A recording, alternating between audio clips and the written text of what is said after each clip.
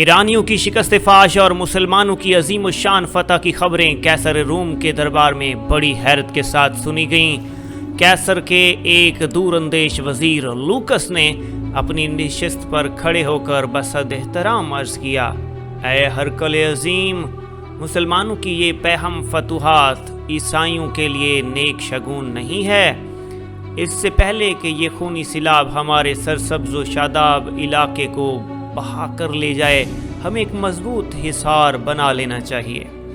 اس سے پہلے کہ وزیر لوکس اپنی بات مکمل کرتا، بوڑھا پادری شہرام اپنی جگہ سے اٹھا، انتہائی متکبرانہ لہجے میں ہرکل اعظم کیسر روم کو مخاطب کر کے کہنے لگا، شہنشاہ کو معلوم ہونا چاہیے کہ ایرانی آتش پرست تھے، اس لیے آگ کی خوراک بن گئے، مگر ہم اہل سلیب ہیں اور سلیب ہی ہماری محافظ و نگہبان ہے۔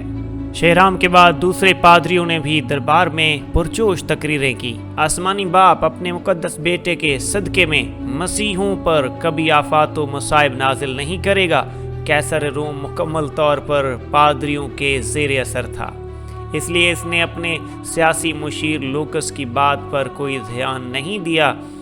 چند سال پہلے بھی انہی پادریوں نے اس وقت ہنگامہ آرائی کی تھی جب کیسر کو سرکار دو عالم صلی اللہ علیہ وآلہ وسلم کا نامہ مقدس موصول ہوا تھا، جس میں پیغمبر اسلام نے اسے دین حق قبول کرنے کی دعوت دی تھی۔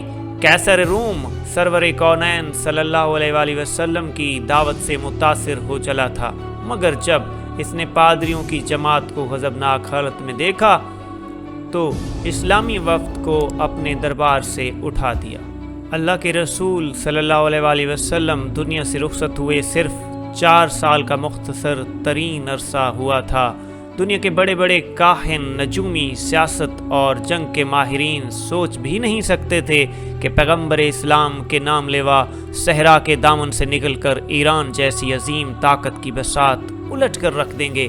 وہ ایرانی جو خود کو دنیا کی سب سے مہذب اور طاقتور قوم سمجھتے تھے، جب پہلی بار مسلمان سفیر حضرت عبداللہ بن حذافہ حضور اکرم صلی اللہ علیہ وآلہ وسلم کے نام مقدس لے کر ایرانی شہنشاہ خسرو و پرویز کے دربار میں ایک خاص ادائے بے نیازی کے ساتھ داخل ہوئے تو ایرانی شہنشاہ نے صحابی رسول کو بڑی نفرت و حقارت کے ساتھ دیکھا۔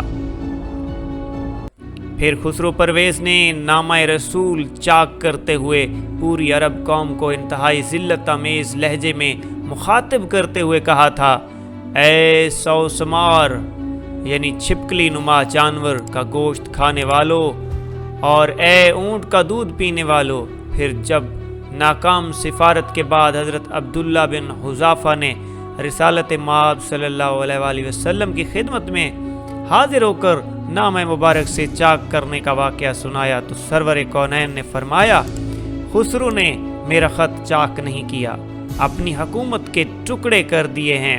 چند روز بعد ہی خسرو پرویز کے بیٹے شیرویہ نے بڑی بے رحمی کے ساتھ اپنے باپ کو قتل کر ڈالا۔ Subscribe for more videos.